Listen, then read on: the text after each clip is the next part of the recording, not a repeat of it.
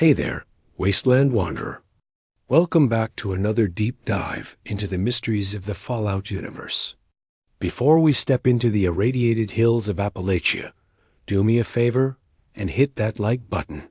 And if you're new here, subscribe and ring that bell. Trust me, you won't want to miss what comes next. Picture this. October 23rd, 2102. Exactly 25 years to the day after the bombs fell and turned the world into ash. Deep beneath the mountains of West Virginia, massive vault doors grind open for the first time in a quarter century. Sunlight, real sunlight, streams into Vault 76 as confetti falls, and a pre-recorded message celebrates Reclamation Day. America's best and brightest, chosen before the war, step out into the Appalachian wasteland with one mission: rebuild civilization, reclaim America. But here's what they don't know yet. Here's what nobody told them. They're walking into a graveyard. 25 years.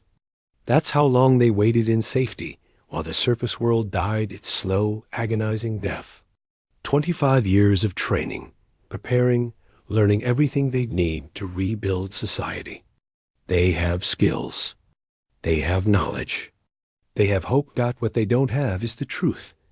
Because out there, beyond those vault doors, Appalachia is silent.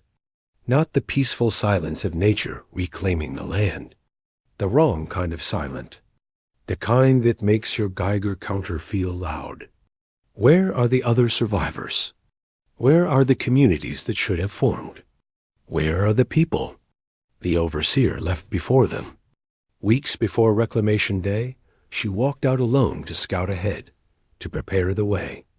She left a trail of holotapes, breadcrumbs leading deeper into the wasteland, each one more cryptic than the last, each one hinting at something that went terribly, catastrophically wrong. And then there are the bodies. Oh, there are so many bodies, not the skeletons from the initial blast. Those are everywhere, frozen in their final moments, shadows burned into walls.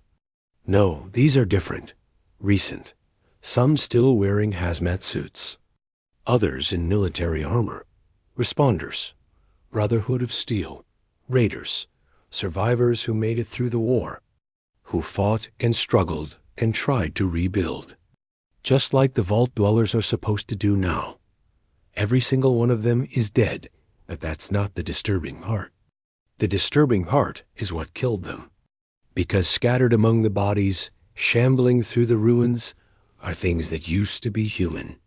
Scorched, the robots call them. Humanoid figures covered in crystalline growths that crack and glow with sickly light. They move with purpose. They coordinate. They hunt. And somewhere in the distance, deeper in the wasteland, something massive screams. A sound that shouldn't exist. A sound that makes the earth tremble and the sky darken. The automated defense systems have a name for it, Scorched Beast, but the terminals don't explain what it is.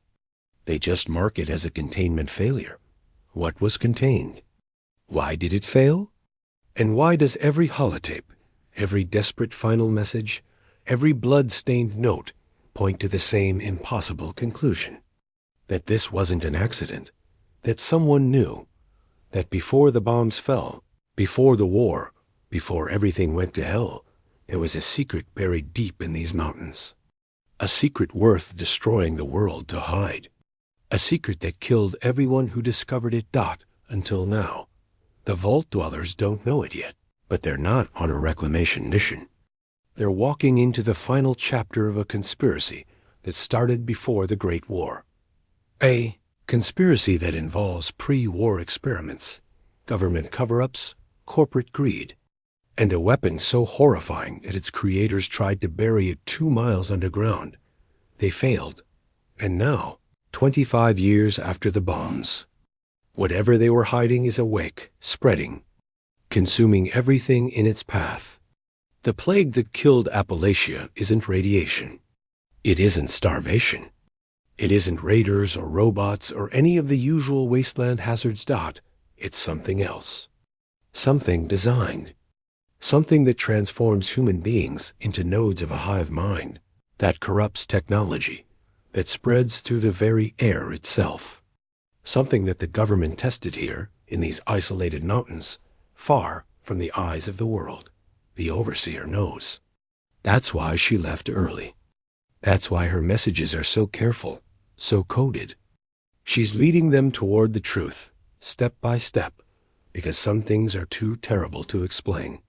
Some things you have to see for yourself, Dot, so as those vault doors open wide and America's chosen children take their first steps into the light, as they breathe deep the mountain air and marvel at the autumn colors still clinging to the trees. They have no idea what's waiting for them. They think they're here to rebuild. They don't know. They're here to finish a war that started long before the bombs fell. A war that everyone else already lost. A war against an enemy that doesn't negotiate, doesn't retreat, and never, ever stops spreading. Welcome to Appalachia. Welcome to the quietest genocide in history. Welcome to the place where America buried its darkest secret. And welcome to the timeline of Fallout 76, where we're going to uncover exactly what happened here, who knew about it, and why 25 years was exactly the right amount of time to wait before opening that vault door. Because out there, in the fissures and the mines and the underground facilities, something is waiting. Something that's been waiting since before the war. And it's hungry. Let's find out what really happened to Appalachia. October 23, 2102. The massive gear-shaped door of Vault 76 rolls open for the first time since it sealed shut on that terrible day in 2077. Inside, balloons drift lazily through recycled air. Confetti cannons fire on automatic timers. The overseer's pre-recorded voice echoes through the atrium, warm and encouraging, congratulating everyone on a job well done. 25 years of preparation complete. Time to rebuild America. But the overseer herself isn't here to see it. Her office is empty. Her terminal wiped. All that remains is a single holotape sitting on her desk, labeled "To all residents," and a note that should explain everything once they reach the surface. You are a Vault 76 dweller. One of the best and brightest America had to offer before the bombs fell, or the child of those chosen few, born in the safety of the vault. You've spent your entire life, or your entire adult life, training for this moment. Engineering, medicine, agriculture, combat, leadership, every skill necessary to rebuild civilization has been drilled into you and your fellow dwellers. The vault is a control vault. No experiments, no hidden agendas, just pure survival and preparation. Or at least, that's what you've always been told. Vault Tech wanted one vault that actually worked as advertised, and Vault 76 was it. A vault that would open on schedule and release qualified individuals to reclaim this Wasteland. As you ride the elevator up to the surface, you check your Pip-Boy 2000 Mark VI, standard issue for all vault dwellers. The device hums with familiar efficiency. Maps of Appalachia, pre-loaded. Mission parameters loaded. The CAMP system, construction and assembly mobile platform, initialized and ready. Everything you need to establish a foothold in the new world. The elevator doors open, and you step out into morning light. Appalachia spreads before you like a watercolor painting left in the rain. The region is vast, encompassing what used to be the entire state of West Virginia and parts of neighboring territories. 6 distinct regions, each with its own character, its own dangers, its own mysteries. Directly ahead lies the forest, and despite everything, it actually looks like a forest. Autumn leaves still cling to trees that somehow survived the radiation. Morning mist rises from valleys where streams still flow. Birds actually sing here, mutated perhaps, but alive. The forest is almost beautiful, almost peaceful, almost like the world never ended at all. But look closer, and you'll see the rusted cars on the highways, the collapsed buildings, the skeletons still sitting at bus stops. Waiting for rides that never came. To the north stretches the toxic valley, and you can see why it earned the name even from here. Chemical plants and industrial facilities pumped pollution into that region long before the bombs fell. Now it's a nightmarish landscape of toxic rivers flowing fluorescent colors, chemical clouds drifting through canyons, and the skeletal remains of factories that poisoned the earth for profit. The radiation there isn't just from the bombs. It's from decades of corporate negligence, layers of poison built up year after year. East of the toxic valley rises the Savage Divide, a mountain range that splits Appalachia down the middle. Peaks reach toward the sky, many still capped with snow somehow, impossibly. Pre-war ski resorts cling to cliffsides. Raider camps, now abandoned, dot the high passes. And everywhere, crashed vertibirds, testament to the chaos of those final days. The divide is treacherous, beautiful, an utterly unforgiving. Beyond the Savage Divide, to the far east, lies the Cranberry Bog.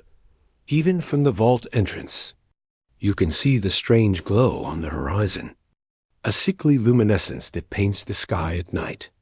The bog was farmland once, cranberry farms that stretched for miles. Now it's a twisted wetland, where the ground itself seems to pulse with radiation. Strange plants grow there, mutations unlike anything in the textbooks. And at night, shapes move through the mist. Large shapes. Shapes with wings. South of the bog sprawls the mire, and it looks exactly like its name. Swamps and marshland, thick with vegetation that grows too fast, too wild, too raw. The mire has an ancient feeling to it, like something prehistoric survived there and woke up angry after the bombs. Local legends talked about strange things in those swamps even before the war. Now nobody knows what's real and what's just wasteland superstition. And finally, southwest of the forest lies the ash heap, once the heart of Appalachia's mining industry. It was already dying before the war. Mountains carved hollow like coal extraction. Towns buried under slag heaps. The earth itself burned there. Underground coal seams set ablaze decades ago, still burning, filling the air with smoke and ash that never clears. The ash heap is what happens when you suck every resource from the land and leave nothing but poison in return. This is Appalachia. Your new home. Your mission. Your responsibility. But something is wrong. You feel it immediately, even before you take 10 steps from the vault. The silence. Not peaceful silence. Absence. Where are the other survivors? Vault 76 is a control vault. Sure, but there were other vaults in Appalachia. There were government bunkers, military installations, corporate shelters. Where are those people? Your fellow dwellers emerge behind you, blinking in the sunlight, chattering excitedly. Some immediately start using their CAMP devices to stake claims on nearby areas. Others consult their Pip-Boys, plotting routes to objectives. A few just stand and stare at the sky, real sky, for the first time in their lives. But you notice things. The abandoned camp just down the hill from the vault. Recent, maybe months old, not decades. Tents still standing. Supplies scattered. But no people. Not even bodies. Just signs of sudden departure. Like everyone got up and walked away in the middle of breakfast. Your Pip-Boy chirks. A holotape signal, broadcasting on the emergency frequency. You follow it to a small structure near the vault, what looks like an overseer's cache. Inside, the overseer's voice crackles from a holotape player. If you're hearing this, you've made it to the surface. Congratulations. But I need you to listen carefully. Things out here are not what we expected. Not what I was told to expect. I've scouted ahead, and what I've found, you need to see it for yourselves. Follow my trail. I've left caches and messages. But stay alert. Stay together. And whatever you do, if you see people with crystalline growths on their skin, people who move wrong, sound wrong, don't try to help them. It's already too late. I'll explain everything when you catch up to me. The first real settlement you'll find is Flatwoods. Head there.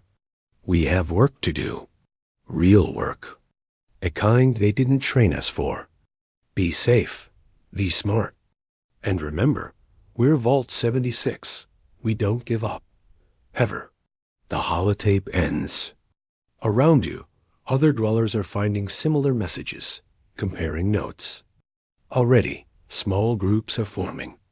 Some heading toward Flatwoods, like the overseer suggested. Others wanting to explore, to see what's out there. A few just want to set up camp right here and establish a secure perimeter before venturing further. You're not alone in this. Dozens of other dwellers emerged with you, each with their own specialties, their own personalities. There's Sarah, the engineer, already sketching plans for water purification systems. Marcus, the botanist, collecting plant samples with disturbing levels of mutation. Alana, former military, already organizing people into patrol groups. James, the doctor, checking everyone's rad levels with a concerned expression.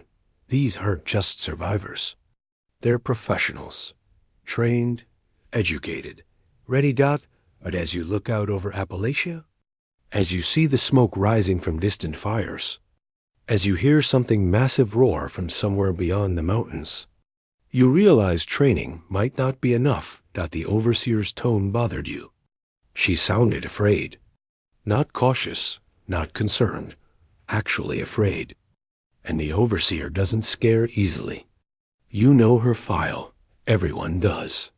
She was a decorated officer before the war. Seen combat. Made hard decisions. If something out here scared her enough to abandon protocol and leave the vault early, it must be serious. You adjust your Pip-Boy settings. Check your meager supplies. A 10mm pistol with 2 magazines. Some purified water. A handful of stimpaks. Barely enough to survive a week in the Wasteland, let alone rebuild civilization. But that's the challenge, isn't it? That's what you're trained for. Start with nothing. Build everything. That's the Vault 76 way. You take one last look at the vault behind you. Its door still open. Balloons still visible in the entrance. Part of you wants to go back inside where it's safe, where the rules make sense, where you know what to expect. But the mission is out here. The overseer is out here. The truth is out here. So you shoulder your pack, check your weapon, and start walking toward Flatwoods. Toward the first real settlement the overseer mentioned. Toward answers. Behind you, the automated systems of Vault 76 begin their shutdown sequence.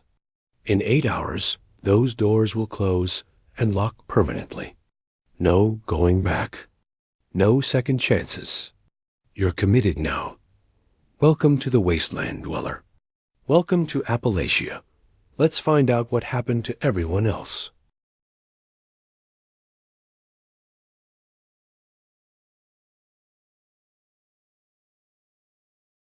The walk to Flatwoods takes longer than your Pip-Boy suggests.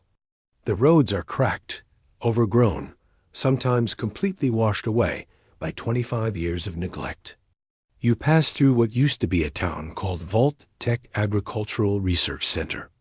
Though now it's just empty buildings and automated, turrets that try to kill anything that moves.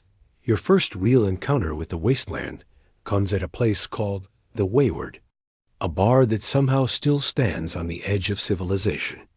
The door is locked, lights off, but through the windows you can see overturned chairs and scattered bottles. A terminal outside flickers weakly, displaying a message about the Duchess, whoever that is, closing up shop months ago. The message says something about heading north to avoid the Scorched. That word again. Scorched.flatwod disappears through morning fog like a ghost town from an old western. It was a tourist destination before the war, a quaint Appalachian village with colonial architecture and charm. Now it's a monument to good intentions, gone horribly wrong. Because Flatwoods didn't die in the initial blast. It survived. People lived here for years after the bombs fell. You can see evidence of their struggle everywhere. Makeshift walls built around certain buildings. Guard towers constructed from scrap. Medical tents set up in the town square. These weren't survivors scraping by. These were organized people. People with a plan. The responders, your Pip-Boy identifies them through scattered logos and symbols. Emergency personnel who banded together after the war. Firefighters, police, medical staff, volunteers. They tried to save Appalachia one survivor at a time. Flatwoods was one of their main outposts, but the responders are gone now. Every single one? You find the first body in what used to be a church, now converted into a medical station. A woman in a hazmat suit slumped against the wall, her breathing mask fogged from the inside, crystalline growths erupting from her neck and arms. The same growths you saw on those shambling figures outside the vault. She's been dead for months, maybe longer, but the crystals still glow faintly, pulsing like a heartbeat. Your Geiger counter clicks near her, but not from radiation. Something else. Some other kind of energy the device wasn't designed to measure. A holotape player sits on the desk beside her, still running on backup power. You press play, and a tired voice fills the room. This is Dr. Hank Madigan, Responders Medical Division. Date is November 3rd, 2096. 6 years since the fire went out. We're losing people faster than I can study the infection. It's not a virus, not bacteria, not radiation sickness. It's something else entirely. The Scorched Plague, we're calling it. Victims develop crystalline growths, lose higher brain function, become aggressive and violent. But here's what doesn't make sense. They coordinate. They work together. Like they're receiving instructions from somewhere. I've observed groups of Scorched operating with tactical precision. That shouldn't be possible if this is just an infection. There's an intelligence behind it. A purpose. I'm 90% complete on an inoculation, but I need more samples from the source. The fissures. The places where those things come from. But nobody who goes to the fissures comes back. Not anymore. If you're hearing this and we're gone, find my research. It's backed up at multiple locations. Morgantown Airport, Charleston Capital, AVR Medical Center. Finish what we started. Please. Don't let Appalachia die for nothing. The tape ends. You eject it. Add it to your Pip-Boys collection. One piece of a much larger puzzle. Outside, you find more evidence of the responders' final days. A training camp where they taught survivors basic firefighting and medical skills. A command center where they coordinated rescue operations. A supply depot, now picked clean by scavengers or time. Each location has its own holotapes, its own stories of ordinary people doing extraordinary things. Miguel Caldera, fire breather. Melody Larkin, volunteer coordinator. Maria Chavez, their leader. Names become real as you listen to their voices, as you walk through spaces they occupied, as you piece together how hard they fought and how completely they lost. The responders didn't give up. That's what gets you. They fought until the very end. The last holotapes, dated 2096, still talk about new survivors arriving, new plans being made, hope for tomorrow. And then nothing. Silence. As if someone flipped a switch and everyone just stopped existing. But they didn't just vanish. You find evidence of what happened. Barricades that were breached. Medical tents torn apart from the inside. Weapon emplacements that fired until they ran out of ammunition. The Scorched came in overwhelming numbers. The responders, for all their training and dedication, simply couldn't hold the line. Your Pip-Boy chirks again. Another signal, this one from the main church in the center of town. Inside, you find an automated volunteer recruitment terminal, still running after all these years, still displaying cheerful messages about joining the responders and making a difference. But next to it, another holotape, the overseer's voice. By now, you've seen what happened here. The responders were good people. Heroes, really. They saved thousands before the Scorched overwhelmed them. But here's what you need to understand. The responders didn't know what they were fighting.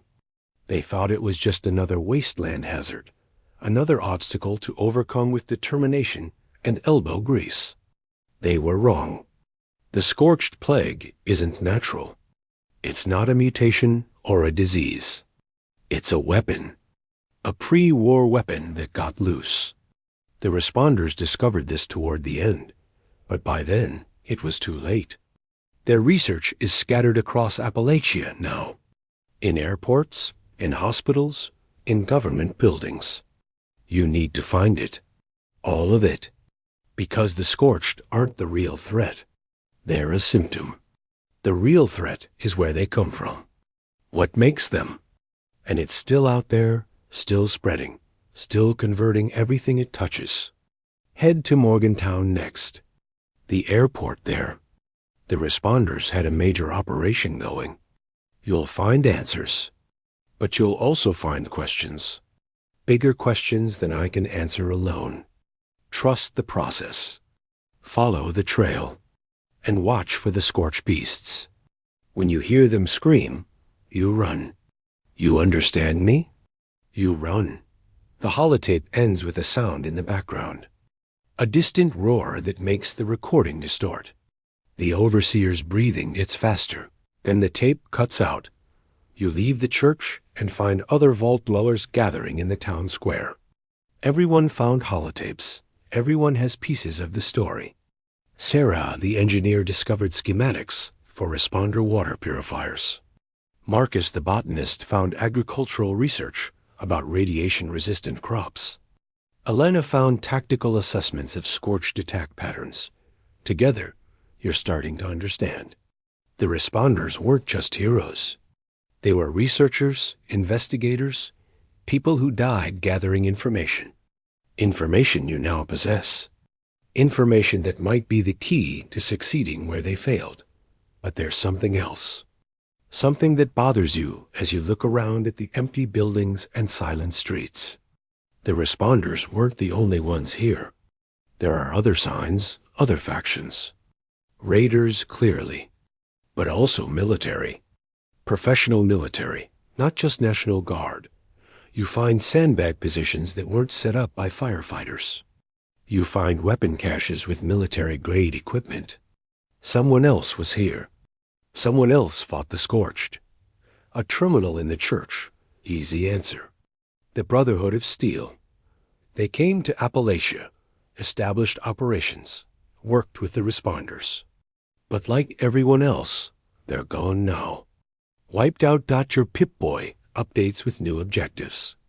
Morgantown Airport to the north. Charleston to the south. Multiple responder facilities scattered across the region. Each one promising more answers, more pieces of the puzzle. But as you prepare to leave Flatwoods, you notice something. One of the buildings, a small house on the edge of town, has fresh footprints leading to the door. Recent. Very recent. Someone was here. Someone alive. You approach carefully, weapon drawn. The door is unlocked. Inside, the house is surprisingly clean, organized. A sleeping bag laid out neatly. Empty food containers stacked in the corner. A water purifier running quietly. Someone is living here. Someone survived. But they're not here now. Just another mystery added to the pile. On the table, you find a note. Not a holotape, actual paper. The handwriting is shaky, but legible. If you're from Vault 76, welcome to hell. The overseer came through here 2 weeks ago. She's heading to the Charleston Capitol building. Said something about needing to access government terminals. She's looking for something specific. Something about who knew.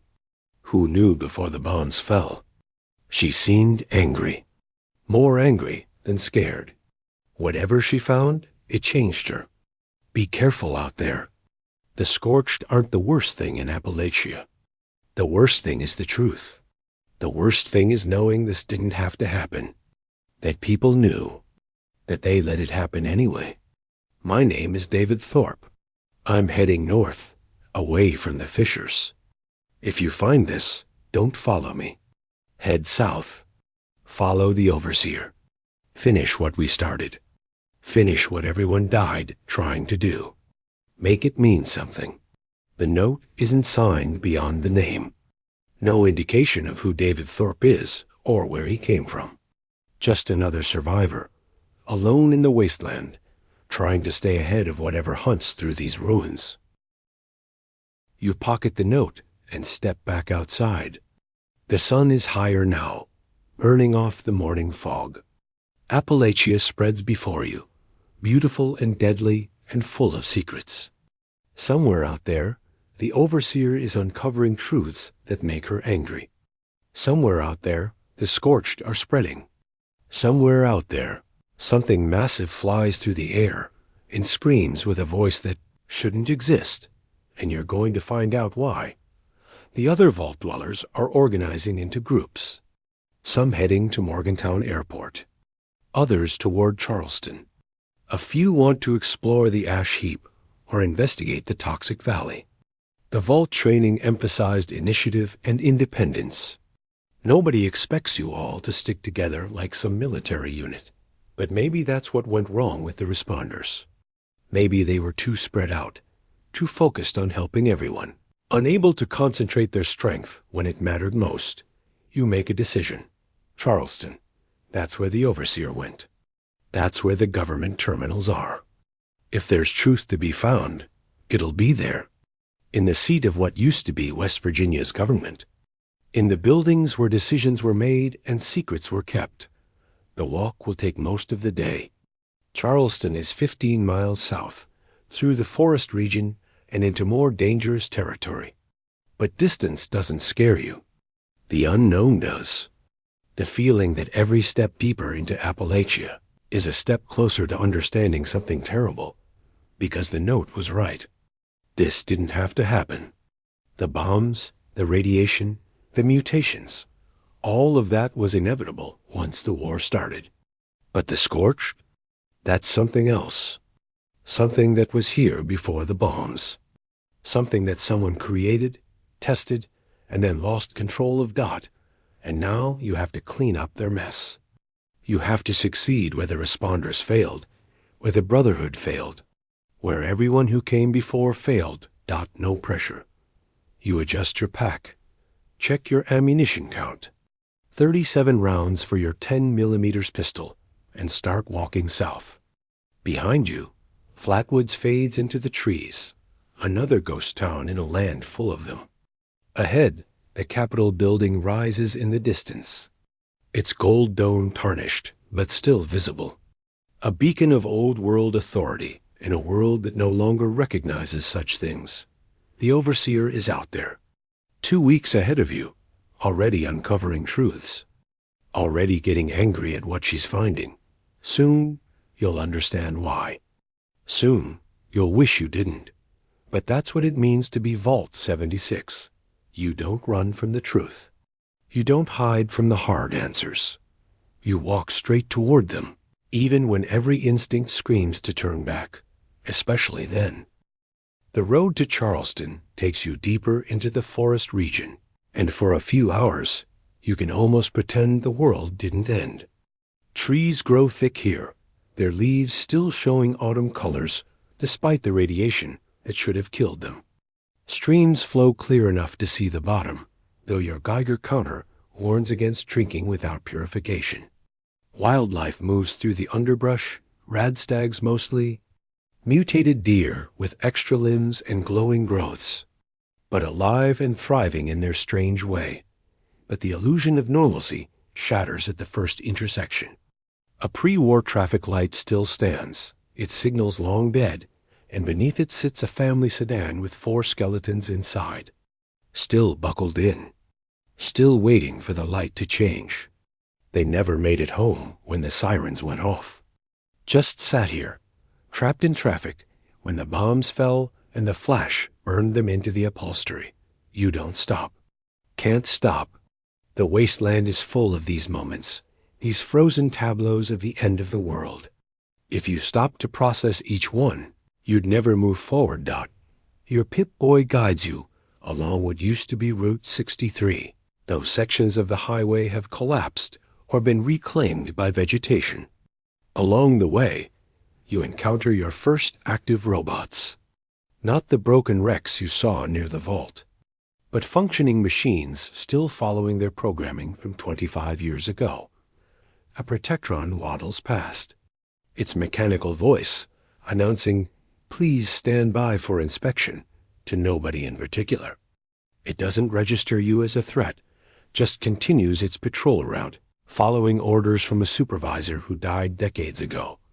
More disturbing are the Mr. Handy units.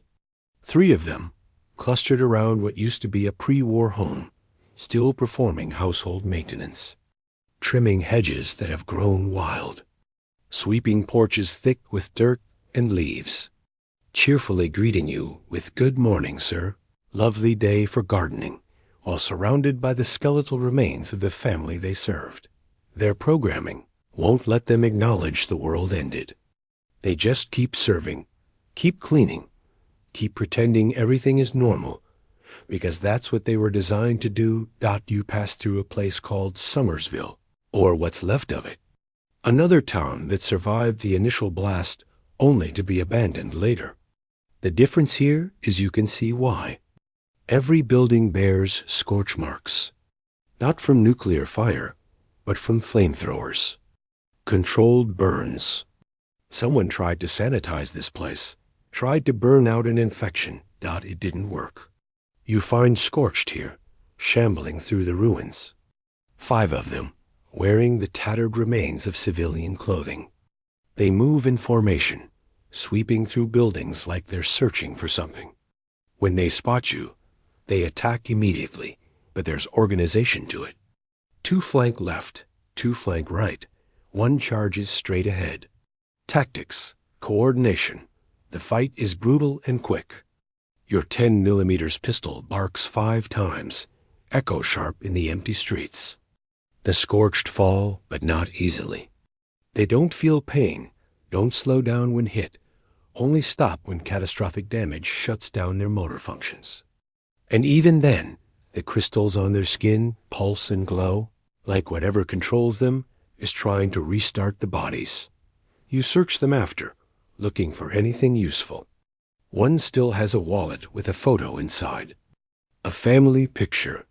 Husband, wife, 2 kids, all smiling at some pre-war gathering.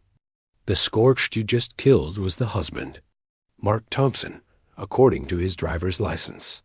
Died in 2077 when the bombs fell, but his body kept walking until 2102.25 years. How long was he conscious inside that crystalline prison? How long did he watch through eyes he couldn't control as his body hunted and killed other survivors? Or was the infection merciful? Did it erase his mind immediately, leaving just meat and programming? You don't know. Probably never will. You pocket the photo, a habit you picked up without thinking. These people deserve to be remembered as more than monsters. Moving south, you encounter other vault dwellers. Marcus the botanist has set up a small research station near a river, already cataloging plant mutations and testing water samples. He waves you over, excited despite the circumstances. "Look at this," he says, holding up a mutated river plant. Bloodleaf. It's adapted to absorb radiation and convert it into a compound that's actually useful for healing. Pre-war, this would have taken decades of genetic engineering. Nature did it in 25 years. Life finds a way, you know. Even here. Even after everything. His optimism is infectious, but feels fragile. Like he's desperately holding on to hope because the alternative is too dark to consider. You don't burst his bubble. Let him have his moment of scientific wonder. The wasteland will teach him harsh truths soon enough. Further down the road, you encounter Elena setting up what she calls a supply cache. She's marked it on the Pip-Boy network, so all vault dwellers can access it. Inside a weatherproof container, she's stored purified water, ammunition, stim packs, and rat away. We're going to need infrastructure, she explains. Her military training evident in how she organizes supplies. The responders had the right idea, but got overwhelmed. We need to think strategically. Establish supply lines. Create safe zones. Communication networks. Can't rebuild civilization if we're all running around alone playing hero. She's right, of course. But there's something she hasn't considered yet. The responders had all of that. They had organization, infrastructure, supply lines, everything. And they still lost. Because sometimes strategy isn't enough.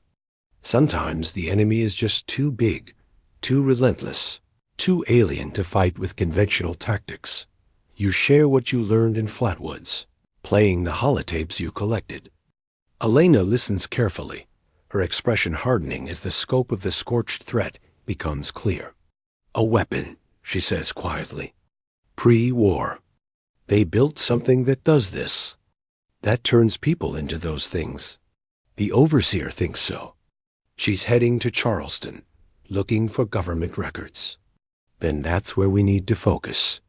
Forget spreading out. Forget trying to help everywhere at once. We need to understand what we're fighting before we can fight it.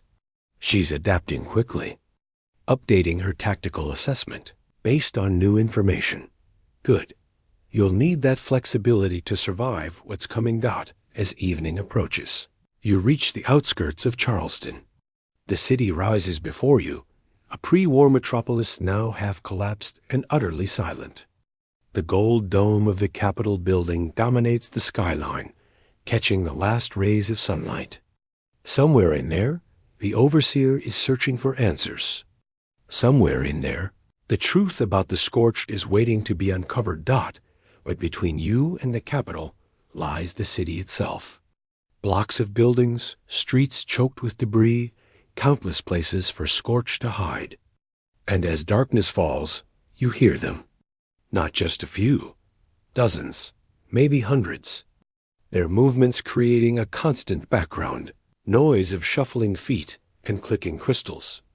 You're not going into Charleston tonight. Not without preparation.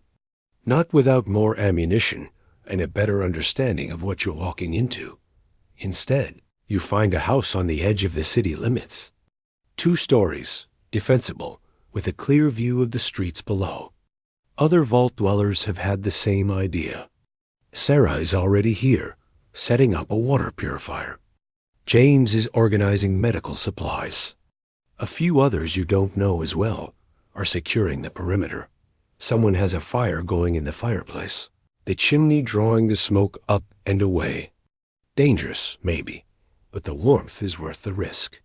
You gather around it as night settles over Appalachia, sharing what you've learned, comparing notes, trying to piece together the bigger picture. Sarah has been studying pre-war records on her Pip-Boy. Charleston was the state capital, obviously, but it was also a major hub for resource extraction. Coal, mostly, but also natural gas, and this stuff called ultracite. Rare ore, only found in this region. Government had it classified. All the mining operations were controlled by one company. Hornwright Industrial. What's ultracite used for? Someone asks. That's the thing. Nobody knows. All the documents are redacted. But whatever it is, the government wanted it badly. Bad enough to let corporations strip mine the entire region for it. James adds his piece. I found medical records from before the war. Cancer rates in Appalachia were 30% higher than national average. Birth defects, respiratory illness, all elevated. The extraction industries were poisoning people for decades before the bombs fell. So the region was already sick, you say. Already dying. Exactly. Makes you wonder if that's why they put their experiments here. Already contaminated.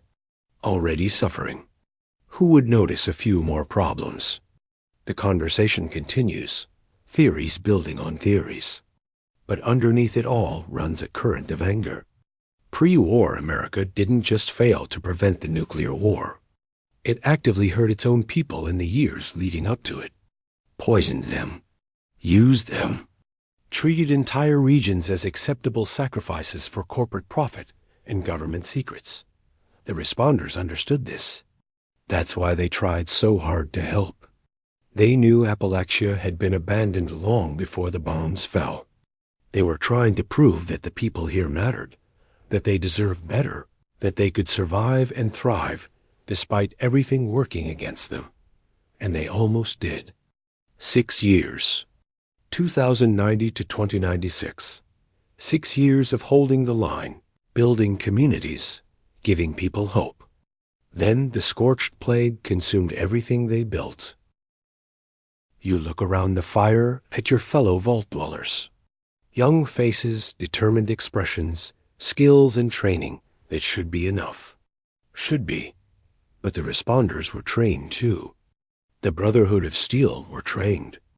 Everyone who came before had skills and determination, and hoped out none of it was enough. The Overseer's voice echoes in your memory. Don't let Appalachia die for nothing. That's the mission now. Not just to rebuild, but to understand.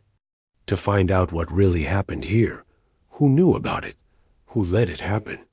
And maybe, if you're very lucky and very smart, to stop it from spreading beyond these mountains.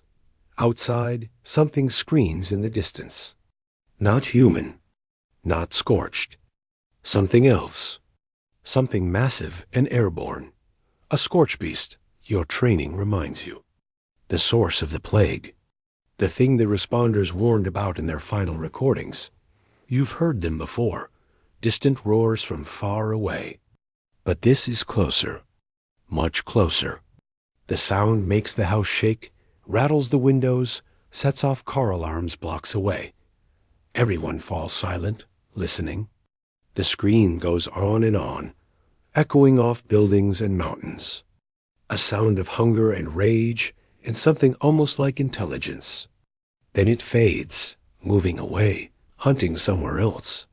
Tomorrow, Elena says quietly, we go into Charleston.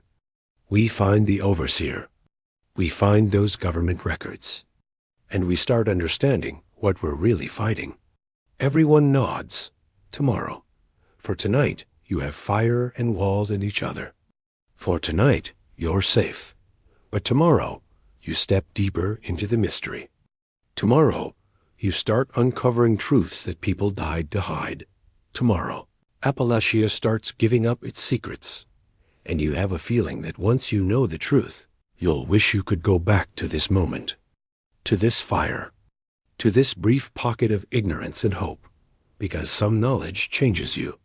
Some truths can't be unknown, and the truth about what happened to Appalachia is going to change everything. Charleston at dawn looks like a painting of the apocalypse. Morning light filters through broken windows and collapsed buildings, creating long shadows that hide 1,000 dangers. The streets are empty, but not silent. You hear the scorched moving through the ruins, their shuffling footsteps and clicking crystals, creating a constant ambient noise that sets your teeth on edge. Your group moves carefully. Weapons ready, following the map coordinates the Overseer left in her last holotape. The Charleston Capitol building stands at the heart of the city, its gold dome tarnished and pockmarked with bullet holes, but still intact. Getting there means navigating 6 blocks of urban decay and whatever calls those blocks home. The first block is manageable. Abandoned cars provide cover. Collapsed buildings create choke points you can defend. You encounter scorched, but in small groups. 2 here, 3 there. Manageable numbers. But the second block changes everything. You turn a corner and freeze.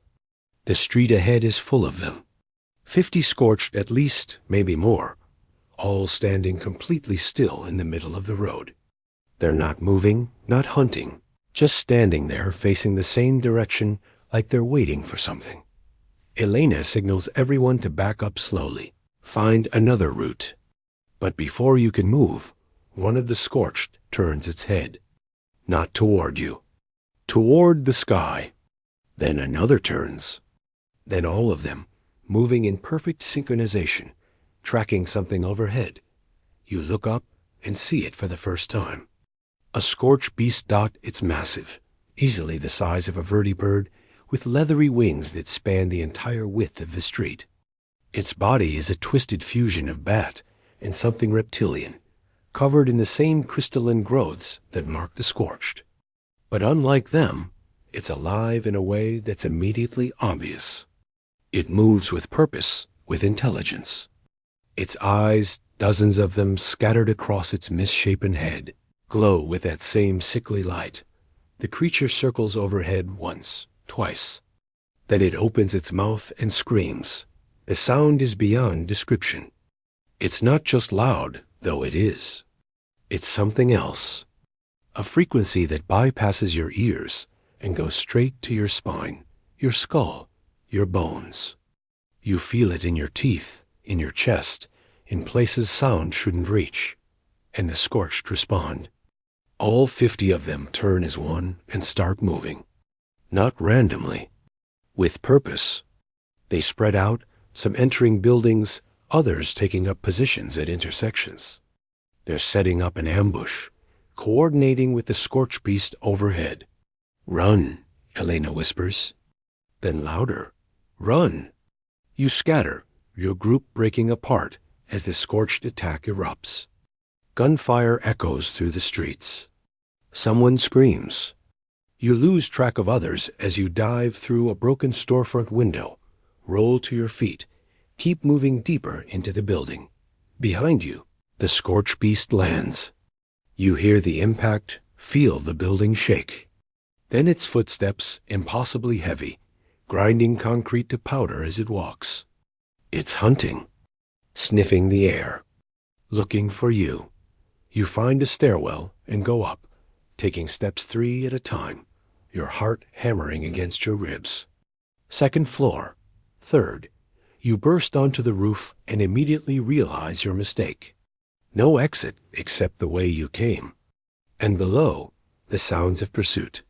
The door behind you explodes inward and 3 scorched emerge. No choice now. You plant your feet and fire, magazine after magazine, until your pistol clicks empty and the scorched lie twitching on the rooftop. Silence. No more footsteps. No more pursuit. You reload with shaking hands and look over the roof edge. The scorched beast is gone. The street below is empty. In the distance, you hear gunfire fading. The attack is over, whatever its purpose was. Your Pip-Boy chirps. Text messages from other vault dwellers. Everyone made it. Scattered, separated, but alive. Coordinates shared. Meet at the Capitol building's eastern entrance. The scorched don't patrol there as heavily, for some reason. It takes an hour to navigate the remaining blocks. You move alone now, carefully, checking every corner. You encounter scorched, but manage to avoid most of them. Fight only when necessary. Your ammunition count drops. 23 rounds. 19. 15. The Capitol building rises before you like a fortress. Its steps are cracked and stained. Bodies scattered across them. Old bodies. Responders, judging by the patches on their uniforms. They made a stand here once. Lost. You find the others at the eastern entrance. Everyone is here, somehow. Elena has a bullet graze across her shoulder. Marcus is limping. James is covered in someone else's blood, though he swears he's fine. Sarah looks shell-shocked, her hands still trembling, but everyone is alive. Against all odds, you made it. The doors to the Capitol are sealed, but Sarah's engineering skills get them open. Inside, the building is dark, silent, untouched by looters or scavengers. Government buildings held supplies, weapons, information. Why is this one abandoned? You find out quickly. The main hall is full of bodies. Hundreds of them. Responders, civilians, military personnel. They didn't die fighting. They died-ing. Barricaded in here, sealing themselves inside. Thinking stone walls and locked doors would protect them. It didn't. The Scorched got in somehow. Or maybe the people inside were already infected, and the symptoms just took time to manifest. Either way, everyone in here died. Recently, too, judging by the decay. 2095, 2096, maybe Elena finds what you're looking for. A government terminal, still powered, protected behind a security door the Scorched couldn't breach. The password is written on a note taped to the monitor. For whoever comes after, make it mean something. Governor Evans. You access the terminal and find hundreds of files. Pre-war records, classified documents, communications between state and federal government. Someone organized them recently, sorted them by topic. The overseer's work, probably. The first file is labeled Project Greek Island, and when you open it, you understand why the overseer sounded angry. The Greenbrier Hotel, a luxury resort in Appalachia, had a secret. Beneath it, the government built a massive bunker designed to house Congress in case of nuclear war. Complete living facilities, medical stations, decontamination systems, communications equipment, everything needed to preserve the government and keep it functioning. Except it was never used. When the bombs fell, Congress wasn't in session. Nobody made it to the bunker. It sat empty while the world burned. A monument to planning that meant nothing when reality hit. But that's not the interesting part. The interesting part is what else was stored there. Experimental weapons. Biological research. Samples of something called the Scorched Plague pathogen with a date on the label. October 10th, 2077. 13 days before the bombs fell. They had samples of the plague before the war even started. You open more files, heart sinking with each one.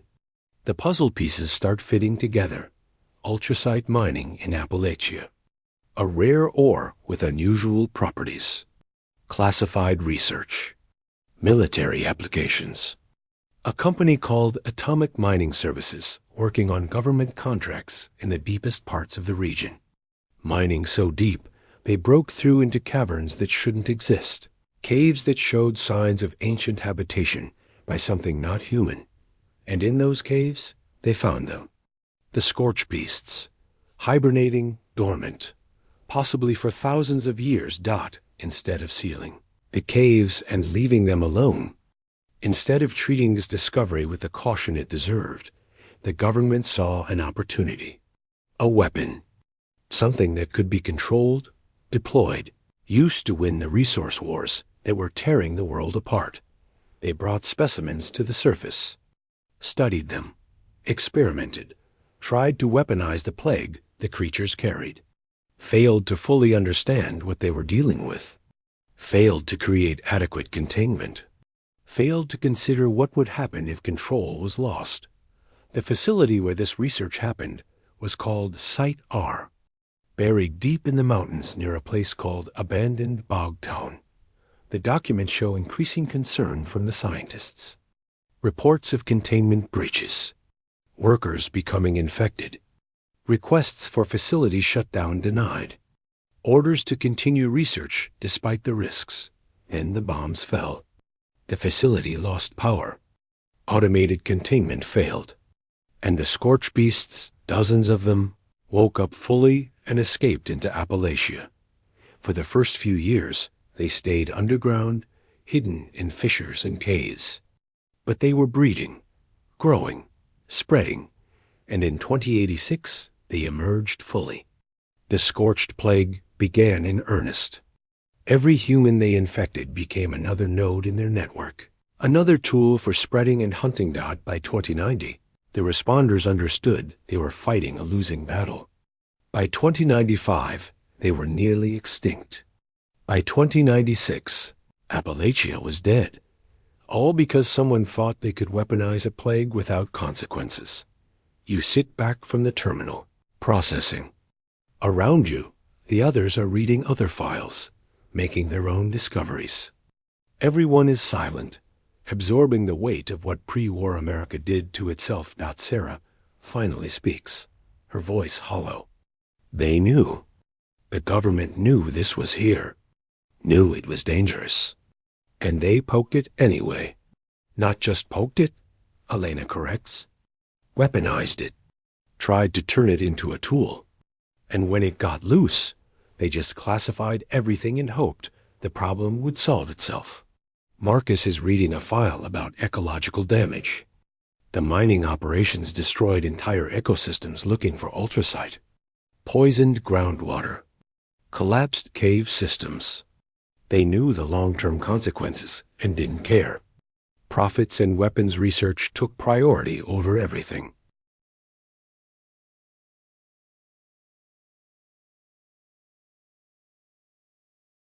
James has found medical files. They tested early versions of the plague on human subjects. Prisoners, mostly. Political dissidents. People nobody would miss. This wasn't just negligence. This was deliberate cruelty. You access one more file. A video log from October 22, 2077, the day before the bombs fell. A scientist, Dr. Blackburn, according to the nameplate on his coat, sits in front of the camera looking exhausted and terrified. This is my final report on the Ultracite Scorched Beast Control Project. I'm filing it knowing nobody will see it in time to matter, but I need to state for the record that continued research into these organisms is humanity's extinction event waiting to happen. We cannot control them. We cannot contain them. And we absolutely cannot weaponize them. Every attempt to do so has resulted in catastrophic failure. The creatures possess a form of collective intelligence we do not understand. The plague they carry is not a disease. It's a conversion process. It's terraforming on a biological level. They're not trying to kill us. They're trying to change us. Change everything. Into what? I don't know. But I know we need to seal every entrance to their habitat, destroy all samples, and pray they stay dormant. Instead, Command wants to fast-track deployment. They think the Scorched Beasts can end the resource wars in our favor. They're wrong. If these things are released, there is no our favor. There's just extinction. For everyone, I'm submitting my resignation effective immediately. I won't be part of this. God help us all. The video ends. Dr. Blackburn probably died when the bombs fell the next day. Or maybe he got infected later. Or maybe he's still out there somewhere, living with the knowledge that he was right. You spend hours in the Capitol building, downloading every file you can fit onto your Pip-Boy. The others do the same, copying different sections, ensuring that even if something happens to one of you, the information survives. This knowledge is too important to risk losing. By the time you emerge back into daylight, it's late afternoon. The streets are quieter now, the Scorched having moved to different parts of the city. You make it back to your temporary shelter without incident, though the weight of what you've learned makes every step feel heavier. That evening, you gather around the fire again. But this time, the mood is different. The initial shock has worn off, replaced by something harder. Anger mixed with determination. Elena speaks first, laying out what seems obvious. So we know what happened. The government created this mess by weaponizing something they didn't understand. The Scorched Beasts got loose, spread the plague, killed everyone. Now we need to figure out how to stop it. The responders were working on an inoculation, James says. Dr. Madigan's research. He said he was 90% done before he died.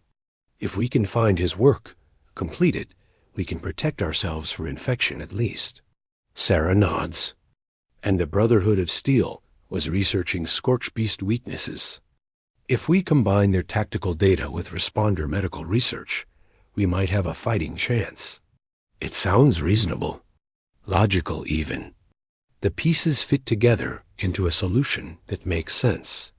Find the research, complete the inoculation, learn how to fight the scorched beasts, clear out the infected areas, reclaim Appalachia piece by piece.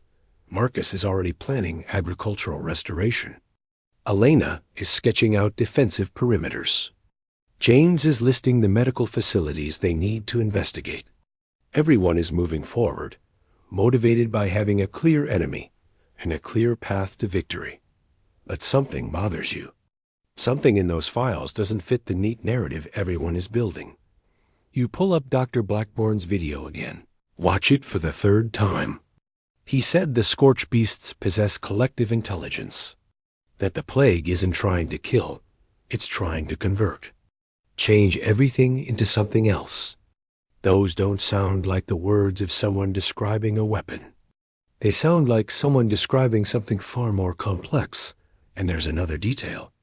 The files mentioned Site R, the facility where the scorched beasts were held. Past tense. Were held. Meaning they're not there anymore. But the files also mentioned primary containment and secondary research locations. Plural. Site R wasn't the only place studying these creatures. You bring this up, and Elena waves it off. Probably other facilities that got destroyed in the war, or overrun when the scorched beasts escaped. Either way, the source is clear. Government experiments gone wrong. Classic pre-war America. The others agree. It's a satisfying explanation. It puts the blame squarely on the old world's shoulders, makes the path forward seem clear. Fight the scorched beasts, cure the plague, rebuild. Simple. But you've learned to distrust simple explanations. The Wasteland doesn't do simple. Still, you don't push it. Maybe you're overthinking. Maybe the obvious answer really is the right one this time. Maybe you're looking for complications, where none exist because accepting that the solution is straightforward feels too easy. Over the next few days, your group splits up to investigate different responder facilities. You head to a VR medical center, a massive hospital complex on the outskirts of Charleston. The building is partially collapsed, but the research wing is intact, sealed behind security doors that kept the scorched out. Inside, you find exactly what you're looking for. Dr. Madigan's research, meticulously documented across dozens of holotapes and terminal entries. His progression is fascinating and heartbreaking. Early entries full of hope, confident he can crack the plague's secrets. Middle entries showing frustration as the infection proves more complex than anticipated. Late entries desperate, racing against time as more responders fall to the disease. His final entry, dated November 15, 2096, is barely coherent. The inoculation works. Tested it on myself. But it's not enough. Protection from infection means nothing if we can't stop the source. The scorched beasts keep coming. More every month. They're breeding faster than we can fight them. And there's something else. Something I don't understand. The scorched coordinate across vast distances. I've observed groups separated by miles, responding simultaneously to events neither could have witnessed. It's like they're all connected to something. A central intelligence, maybe. Or instructions being broadcast. I've tried to trace the signal, but it doesn't match any known frequency. It's not radio, not electromagnetic. Something else entirely. Something that predates human technology. If anyone finds this, understand that killing individual scorched beasts won't be enough. You need to find the source. The Queen. That's what the old Appalachian miners called her, according to historical records I found. Deep in the earth, in the oldest caves, There's a queen. She's the center. She's the broadcaster. She's what makes all of this work. Find her. Kill her. Or Appalachia dies. We all die. The recording ends with sounds of alarms and gunfire. Dr. Madigan died that night, defending the medical center against a scorched attack. But his research survived, sealed in this room, waiting for someone to find it. You download everything onto your Pip-Boy and find the inoculation formula. It's complete. 95% effective, according to his notes. Requires specific components, some common, others rare. But doable. You can synthesize this. Protect yourself and the other vault dwellers from infection. But Madigan's warning echoes in your mind. The Queen. A central intelligence controlling everything. That's not how weapons work. Weapons don't have queens. Weapons don't coordinate. Weapons don't adapt and breed and spread beyond their original parameters, unless they were never weapons to begin with. You return to the shelter and share your findings. The inoculation formula is met with celebration. James immediately starts listing the components needed, places where they can be found. Within a week, everyone agrees they can be protected from the Scorched Plague. But when you mention the Queen, the central intelligence, the idea that there's something deeper controlling everything, the enthusiasm dampens. Madigan was under extreme stress, Elena points out, watching his friends die, racing against time. Maybe he saw patterns that weren't there, assigned intelligence to what's really just animal instinct. Scorch beasts are predators, Sarah adds. Smart predators, sure, but still animals. They probably follow pheromones or have some kind of pack hierarchy. That's not the same as being controlled by a central intelligence. Marcus pulls up biological studies. Hive minds exist in nature. Ants, bees, certain fungi. It's not supernatural. It's just complex biology. If the scorch beasts have a queen, she's probably just the alpha breeder. Kill her and the others might scatter or become less organized. It all sounds reasonable, scientific, based on observable phenomena and known biology. Your concerns get categorized as overthinking, as looking for complications where simpler explanations suffice. And maybe they're right. Maybe you're jumping at shadows. Maybe the truth really is exactly what it appears to be. But that night, alone on watch while the others sleep, you access another file you downloaded from the Capitol. One you haven't shared yet because you're not sure what it means. It's a geological survey from 2065, 12 years before the war. A team mapping cave systems in Appalachia for potential shelter construction. They found something unusual. A massive cavern network stretching beneath the entire region. Not natural caves. Too regular, too geometric, too precisely constructed. And in the deepest section, they found architecture. Not human architecture. Something older. Much older. The survey team couldn't determine how old, but their estimates suggested thousands of years minimum. Possibly tens of thousands. The structures were covered in symbols that didn't match any known language. And throughout the caverns, they found evidence of habitation. Not recent, ancient. Whatever built those structures lived there once, long before humans arrived. The survey was immediately classified. The cave entrances were sealed. The team was reassigned to different projects and required to sign non-disclosure agreements. And then, 12 years later, Atomic Mining Services started deep extraction in the exact same area. Not for coal or natural gas. For ultracite. A rare ore found only in those ancient caverns. The government didn't accidentally disturb the scorch beasts. They deliberately went looking for them. Or for what they represented. Or for what they were guarding. But why? What could possibly be worth that risk? You close the file and stare out at the dark streets of Charleston. Somewhere in the ruins, scorched patrol. Somewhere deeper in Appalachia, scorched beasts fly through the night. And somewhere far beneath the mountains, in caverns that shouldn't exist, something waits. A queen, according to Madigan. But what if it's not just a queen? What if it's something else entirely? Something the ancient builders of those caverns left behind. Something that's been waiting in the dark for thousands of years, until humans dug deep enough to wake it up? You shake your head, trying to clear the paranoid thoughts. Lack of sleep and too much stress are making you see conspiracies everywhere. Tomorrow, you'll focus on the practical things. Gathering inoculation components. Learning to fight scorch beasts more effectively. Making tangible progress toward reclaiming Appalachia. The big questions can wait.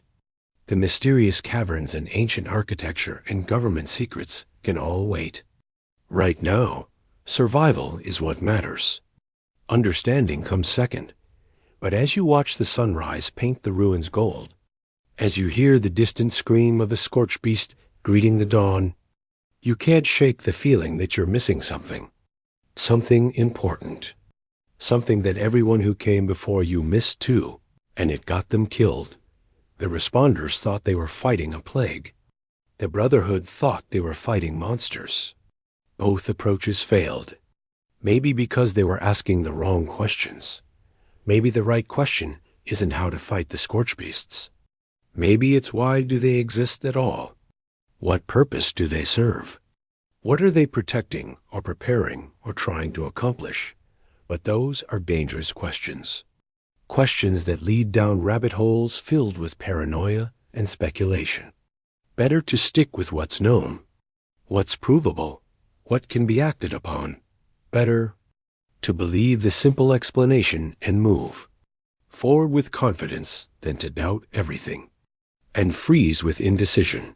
That's what you tell yourself as the others wake and the new day begins.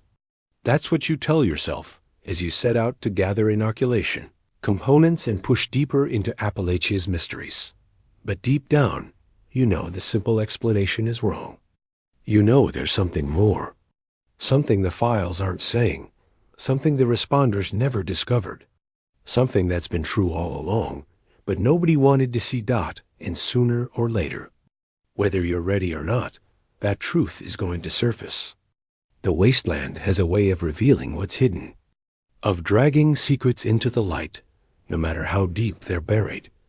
You just hope that when it happens, when the real truth finally emerges, you're strong enough to handle it. Because if Dr. Blackburn was right, if the scorched beasts really are extinction waiting to happen, then understanding them isn't optional. It's survival. And survival means facing truths that everyone before you died trying to avoid.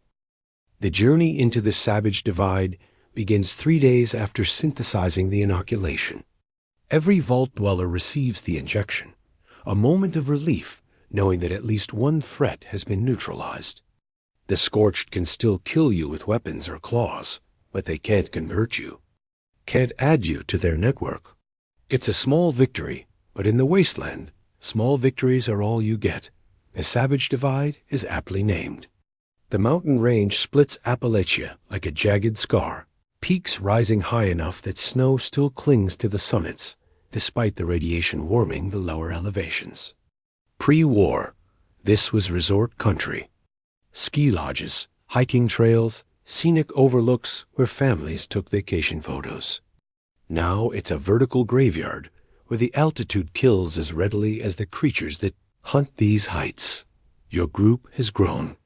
More vault dwellers have emerged from scattered exploration, drawn together by shared Pip-Boy signals and the understanding that isolation equals death. 15 of you now, each bringing specialized knowledge. Elena leads with military precision. Sarah handles engineering challenges. James manages medical needs. Marcus continues his botanical research, finding uses for mutated plants nobody thought possible. And you've become something like a scout, the one who reads the clues others miss, who sees patterns in the chaos. The Overseer's trail leads higher into the mountains. Her holotapes appear at regular intervals, always in secure locations, always containing carefully measured information. She's guiding you somewhere specific, teaching you piece by piece what she's already learned. The latest tape was found at Top of the World, a ski resort perched on the highest accessible peak. Getting there meant climbing past Camp McClintock, an old military training facility. The place is still partially operational, automated systems running training courses for soldiers who will never come. You spent a day there, learning what you could from the combat simulators and tactical databases.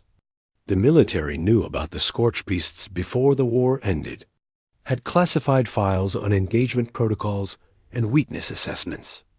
Most of it was theoretical, predictions based on limited observation. But some details proved useful. Scorched Beasts are vulnerable to conventional weapons, but require sustained fire. Their crystalline growths are both armor and weakness, conducting certain frequencies in ways that cause them pain or disorientation. The military never figured out which frequencies before the bombs fell, but they were getting close. Sonic weapons were being developed, prototypes that might have turned the tide. Might have. The Wasteland is full of might-haves. Top of the World rises from the mountain like a monument to pre-war excess. The ski lodge at the summit is massive, a luxury resort where the wealthy played while the world burned. Now it's controlled by something unexpected. Rose according to the signs. A raider, the messages suggest, but that doesn't make sense. Raiders are dead in Appalachia, wiped out by the Scorched just like everyone else. You approach carefully, weapons ready. The gondola system still functions, cables stretching up the mountainside to the summit station. Riding it feels like suicide, exposed and vulnerable, but climbing would take hours and expend energy you might need later. So you load into the swaying car and start the ascent. Watching the forest drop away below, the view is stunning and terrible. From this height, you can see the full scope of Appalachia's devastation. The toxic valley spreads to the north, its rivers glowing faintly even in daylight. The forest region looks almost healthy until you spot the Scorched moving through it like ants. And to the east, the cranberry bog dominates the horizon, its sickly glow visible even from miles away. But it's the fissures that draw your attention. You've seen a few up close, tears in the earth glowing with that same energy as the Scorched crystals. From up here, you can see dozens of them, maybe hundreds. They form a pattern across Appalachia, not random but geometric, like nodes in a massive network. All of them centered on one location, deep in the cranberry bog, where the glow is brightest. The gondola reaches the summit, and you step out into the lodge. It's been converted into something between fortress and mad art installation. Raider symbols everywhere, but organized, maintained, purposeful. And at the center, a Miss Nanny robot painted in garish colors, speakers mounted on her chassis. Well, the robot says in a voice that's trying too hard to sound dangerous. Fresh meat stumbles into Rose's territory. You got guts, I'll give you that. Stupid guts, but guts. Rose, a raider personality uploaded into a robot. The story comes out in fragments as she talks, testing you with questions and challenges. She was human once, leader of a raider gang called the Cutthroats.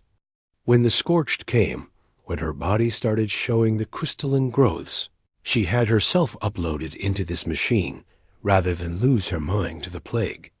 A desperate gambit that technically worked. Preserving her consciousness, if not her humanity. She's been alone up here for years. Watching Appalachia die through cameras and sensors scattered across the region. She knows things, has observed patterns, understands the Scorched in ways the responders never did because she's had nothing but time to watch and learn. You want to know about the Crispy Boys? She says, using her nickname for the Scorched. They're not random, not mindless. They got purpose, sugar. Every single one is part of something bigger. I've watched them build things. Structures in the fissures, made from that glowing crystal crud. Not shelters. Not defenses. Something else. Like they're preparing for something. Or calling something. And the big ooglies, the baddie boys flying around? They're scouts, shepherds, keeping the crispy boys organized and on task. You ask her about the Queen, about Madigan's theory of central intelligence. Rose laughs. A sound that's been digitally processed to sound unhinged. Oh, honey, there's definitely something in charge. Way down deep where the main fissure goes. I can't see that far with my cameras. Too much interference. But I've heard her. The Queen or the Source, or whatever you want to call it. She sings, if you can call that awful noise singing. And when she does, every Scorched in Appalachia stops what they're doing and listens. Then they start moving with real purpose. Coordinated attacks, resource gathering, construction projects. It's like she's giving orders, and they're all receiving them at once. She shows you footage from her cameras. Scorched moving through the bog in formation, carrying materials into the fissures. Building structures from ultracite crystal that pulse with energy. The constructions don't look random. They look technological, purposeful, like installations, or maybe amplifiers. The raiders figured some of this out before we got crisped, Rose continues. We weren't smart, but we were survivors. We noticed the Scorched didn't attack certain areas as heavily, places where the ultracite was thickest in the ground, like they were protecting it or herding people away from it. And we found something else. Down in the deepest mines, in places where corporations dug way past what was legal or safe, there were rooms. Old rooms. Not human construction. Something else built them, long time ago. And in those rooms, there were machines. Still working. Still humming with power after who knows how many thousands of years. Your group exchanges glances. This matches the geological survey you found, the ancient caverns and mysterious architecture. But Rose is providing details those files didn't contain. What kind of machines? Elena asks. The kind that shouldn't exist, Rose replies. Technology that makes pre-war American engineering look like Stone Age trash. And here's the kicker. The Scorched don't destroy them. They maintain them. I watched a group of crispy boys spend 3 days clearing rubble from one of those rooms, being real careful not to damage anything. Like they were following instructions. Like they were serving something. Marcus speaks up, his scientific curiosity overriding his caution. Serving what? An AI? Some kind of automated defense system left by whoever built those structures. If I knew that, smart guy, I'd tell you. All I know is this. The Scorched beasts aren't the top of the food chain. They're middle management. And whatever they report to has been down there a real long time, just waiting for someone stupid enough to wake it up. Congratulations, humanity. You finally dug deep enough. Rose provides coordinates to several locations. Old mining operations where the cutthroats found those ancient ruins. Research facilities where corporations were studying ultracite before the war. And most importantly, a Brotherhood of Steel installation at Fort Defiance where their final research is stored. If anyone got close to understanding what's really happening, Rose says it was Paladin Taggarty and her people.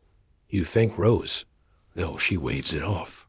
Don't thank me yet, sugar. Thank me if you actually survive long enough to do something useful with the information. Now get out of my lodge. You're cluttering up the place.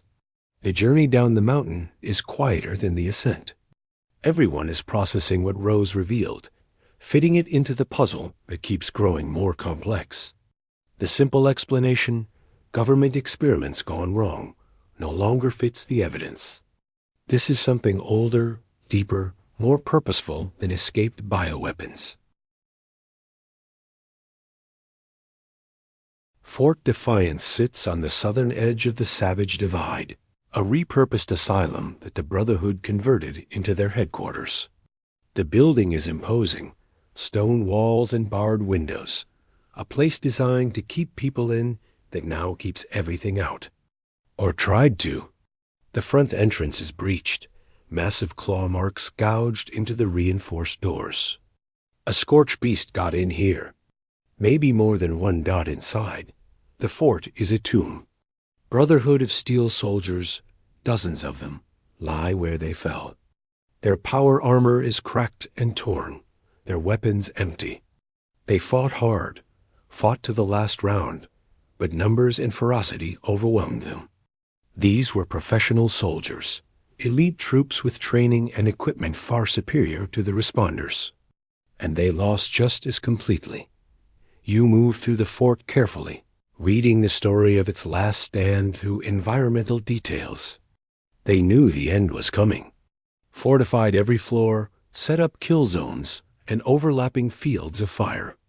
But the scorched came from below, through the asylum's old basement levels, breaching containment from underneath where defenses were weakest. Paladin Taggarty's office is on the top floor, untouched by the battle. She died at her desk, a bullet wound in her temple, her sidearm in her hand. Not killed by Scorched. Killed by her own hand when she realized the fight was lost. A final act of control when everything else had spiraled beyond control. Her terminal is still active, password written on a note beside her body. For the next generation. Learn from our failure. Taggarty.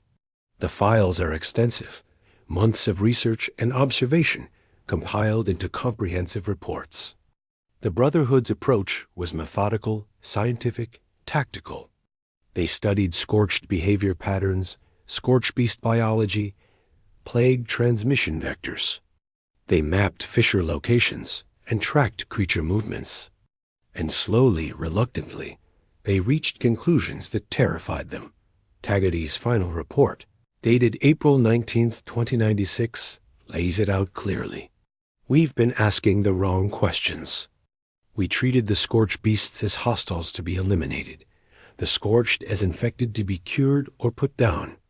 But observation suggests a different interpretation. The scorched beasts are not attacking Appalachia. They're transforming it. Every fissure is a transformation site.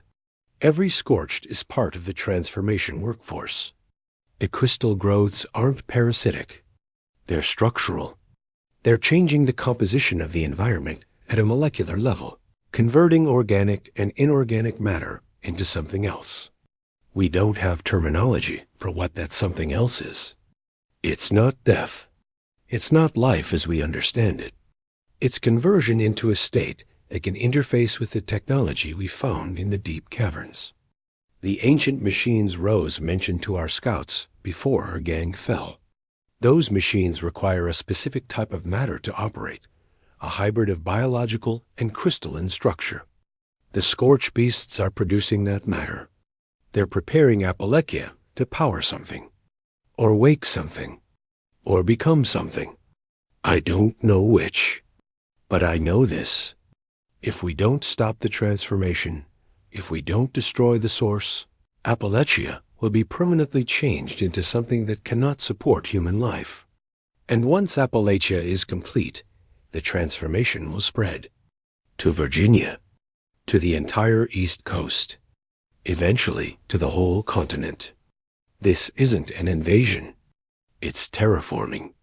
And we are the indigenous population being cleared to make room for whatever comes next. The report continues with tactical assessments and strategic recommendations. The Brotherhood concluded they needed to destroy the Queen, the source intelligence directing the transformation. They identified her location, the primary fissure site deep in the Cranberry Bog. They planned an assault, coordinated with the responders, using everything they had learned about scorched beast weaknesses and scorched tactics. They never launched the assault. The scorched hit Fort Defiance 3 days before the planned operation. Somehow, the Queen knew. Somehow, she anticipated the threat and eliminated it preemptively. She's intelligent, Taggart wrote in her final entry. Not animal intelligence. Not even human intelligence. Something else. Something that thinks in ways we don't, that perceives time differently, that plans across decades or centuries. We were never fighting monsters. We were fighting an alien intelligence that's been waiting beneath Appalachia for thousands of years. Waiting for the right conditions. Waiting for humans to dig deep enough to provide access to the surface. Waiting for industrial pollution and radiation to weaken Earth's biosphere enough that transformation becomes possible. We didn't just wake her up. We prepared the world for her. Every coal plant, every chemical spill, every nuclear bomb made the transformation easier. We terraformed Earth for her without even knowing it. And now she's returning the favor. God help whatever comes after us. They'll inherit a world we broke twice over. The file ends. Paladin Taggart sits dead at her desk, her warning preserved in digital form, waiting for someone to heed it. Your group reads in silence. The implications are staggering, impossible, yet they fit every piece of evidence you've gathered. The ancient caverns weren't built by the scorch beasts. They were built for them. By something even older, something that left instructions and machinery and then departed, leaving behind custodians to maintain the equipment until conditions were right for activation. Humanity didn't create the Scorched Plague. Humanity triggered it. By mining deep enough, by polluting thoroughly enough, by irradiating completely enough. The scorch beasts are just tools, biological machines following ancient programming. And that programming is almost complete. So what do we do? Sarah asks, her voice small in the heavy silence. Elena answers, her military training providing structure when everything else feels like chaos. We do what Taggart planned. We go to the cranberry bog. We find the primary fissure. And we kill the queen before the transformation is complete. And if we can't? Marcus asks, if she's as intelligent as Taggart believed, she'd be expecting us. She eliminated the Brotherhood before they could strike. What makes us think we can succeed where they failed? Because we have something they didn't, you say quietly. We have their research, their tactical data, their understanding of what we're actually fighting. The Brotherhood went in treating this as a military operation. We know it's more than that. We know we're fighting terraforming, fighting transformation, fighting something that thinks on timescales humans don't. That knowledge is our advantage. Is it? James counters. Or does it just mean we understand how badly we're outmatched? No one has an answer for that. You leave Fort Defiance as the sun sets, carrying Taggart's data and her warning. Behind you, the Brotherhood's tomb stands silent, a monument to courage that wasn't enough. Ahead, the cranberry bog glows on the horizon, brighter now, pulsing with energy that shouldn't exist. The transformation is accelerating. Whatever the Queen is building, whatever she's preparing, it's approaching completion, and you're walking straight toward it, armed with knowledge that might save Appalachia or might just let you understand exactly how doomed you are. The Wasteland has never felt more vast or more hostile. But you keep walking because that's what vault dwellers do. That's what survivors do. You walk toward the truth, even when the truth is terrifying. Especially then, because if you don't, if you turn back now, then everyone who came before died for nothing. The responders, the Brotherhood, the raiders, all the ordinary people trying to survive in impossible circumstances. They all died without knowing what they were really fighting. You'll know. And maybe, just maybe, knowing will be enough.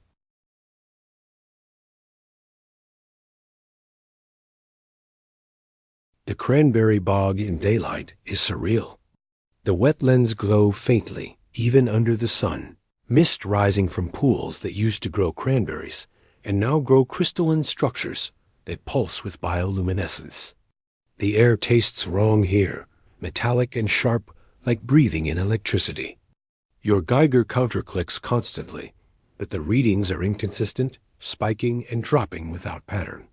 Whatever energy saturates this region, it's not purely radiation. You've been scouting the bog's perimeter for 2 days, mapping safe routes and scorched patrol patterns, identifying fissure locations and ranking them by size and activity level. There are dozens of fissures throughout the region, but they all connect underground, forming a network that leads to the primary site. That's where the Queen is. That's where the transformation is centered. But getting there means crossing miles of the most hostile terrain in Appalachia. The Scorched are everywhere here, not in small groups, but in crowds, dozens moving together with frightening coordination. And Scorched beasts patrol overhead constantly, circling like vultures, their screams creating a background noise that never stops.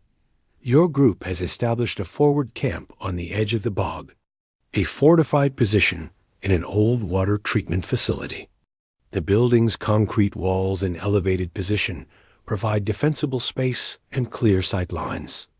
Elena has turned it into something approaching a military firebase, with scheduled watches, defensive emplacements, and fallback routes planned and rehearsed. Other vault dwellers continue, arriving as word spreads through the Pip-Boy network.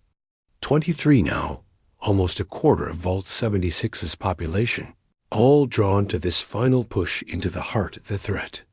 Each person brings specialized skills that get integrated into the growing plan. Engineers reinforce structures. Medics stockpile supplies. Scientists analyze samples. Soldiers drill tactics. You're becoming an army. Small, improvised, desperate, but an army nonetheless. The Overseer finally makes contact directly. Not through holotape this time, but in person. She walks into camp 3 days after you establish it, looking older than you remember, harder, like something inside her has crystallized, just like the landscape around you. She's been living in the bog for weeks, observing, learning, preparing for what comes next. You found Caggerty's research, she says. Not a question. Good. And you understand what we're really facing. Elena briefs her on everything discovered since leaving Vault 76. The Overseer listens without interruption, nodding occasionally, unsurprised by any of it. She already knew, had pieced it together from classified files and first-hand observation. She's been preparing for this moment since before Reclamation Day, since before she even left the vault. Vault 76 wasn't a coincidence, she finally admits. The timing, the location, the selection criteria for residents. Vault Tech knew about the Scorched beasts. Not everything, but enough. They knew something was buried under Appalachia, something the government was trying to weaponize. And they knew that if it got loose, the region would need people smart enough and trained enough to stop it. That's what Vault 76 really is. Not a reclamation mission, a containment operation. The revelation hits like a physical blow. Everything, the whole setup, was manipulation. You weren't chosen to rebuild America. You were chosen to clean up a mess, to be expendable assets deployed against a threat too dangerous for anyone who had a choice. Why not tell us from the start? Sarah demands, angry and betrayed. Why the lies about reclamation? Because you needed hope, the Overseer replies. Needed to believe you were building something, not just fighting a losing battle against extinction. The truth is heavy. It breaks people. I've seen it happen out here, seen survivors give up when they realize how badly the odds are stacked. I couldn't risk that happening to you before you were ready. And we're ready now? Marcus asks bitterly. You're here. You're armed. You understand what you're fighting. That's as ready as anyone gets in the Wasteland. The Overseer spreads a map across the table, marked with recent additions. Fissure locations highlighted, patrol routes traced, the primary site circled in red. She's been inside the main fissure, down into the caverns where the ancient machinery hums, where the transformation is most advanced. She's seen the queen. She's massive, the overseer describes.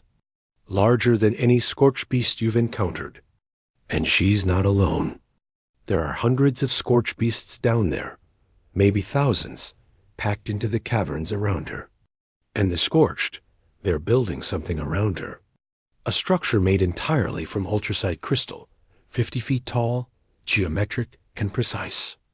It looks like a transmission tower, or maybe an antenna.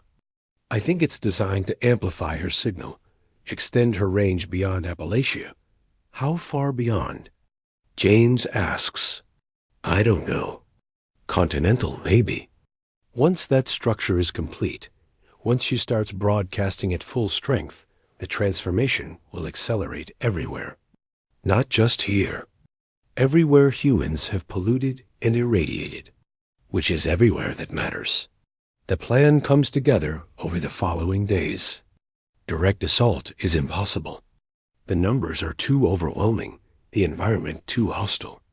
But the Brotherhood's research provided another option. Nuclear weapons.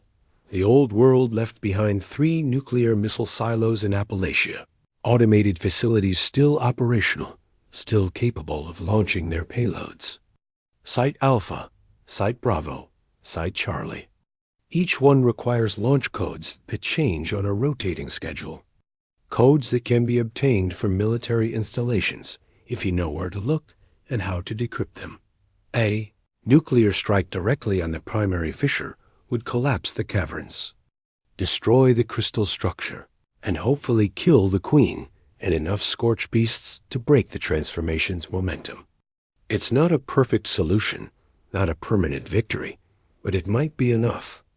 Might buy humanity time to develop better countermeasures, to understand the ancient technology, to prepare for whatever comes next. The Enclave provides the missing piece. You discovered their existence through Modus, an AI controlling an automated bunker beneath the White Spring Resort. Modus is all that remains of the Enclave's Appalachian division, the rest having killed each other in factional purges before the Scorched finished the survivors. The AI is damaged, paranoid, manipulative, but it has access to the nuclear launch systems.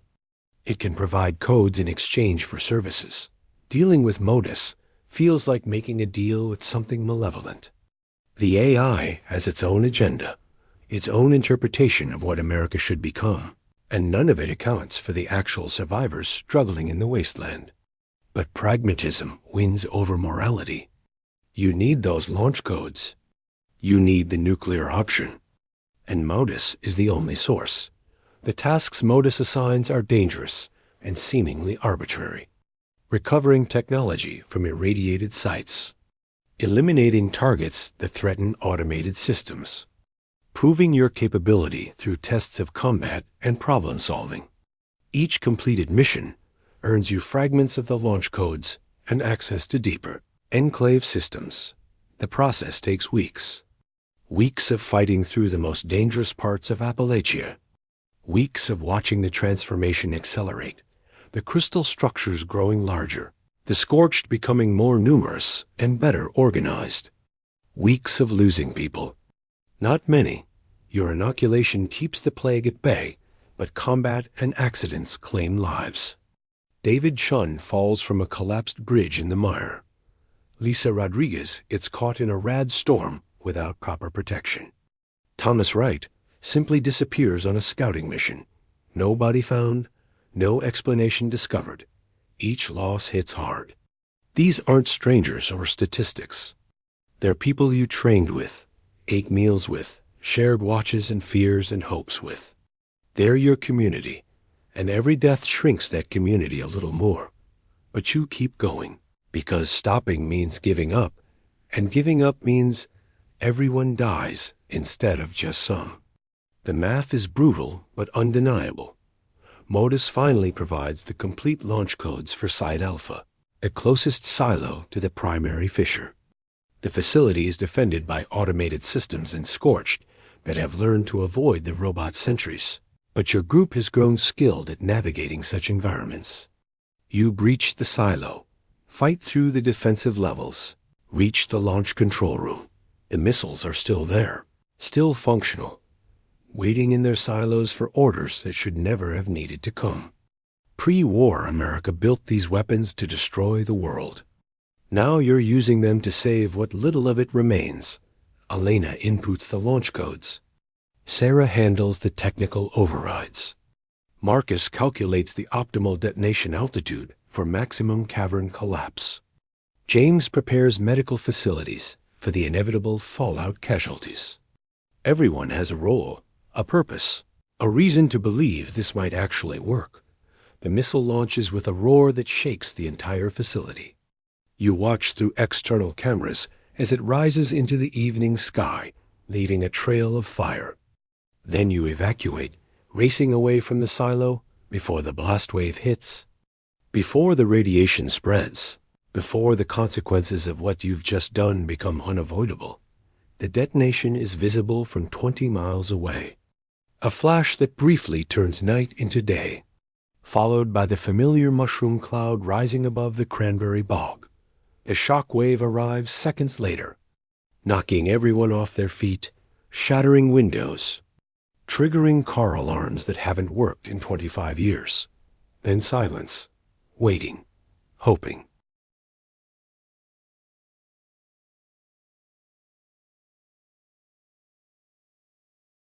Your Pip-Boy crackles with reports from scouts positioned around the bog's perimeter.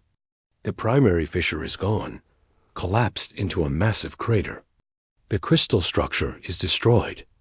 Scorched throughout the region stopped moving simultaneously, standing frozen like someone cut their strings. Scorch beasts are fleeing, flying away from the blast site in all directions. Their coordination broken, but it worked. Against all odds, against an enemy that should have been unstoppable, it actually worked. The celebration is muted, exhausted relief rather than triumph.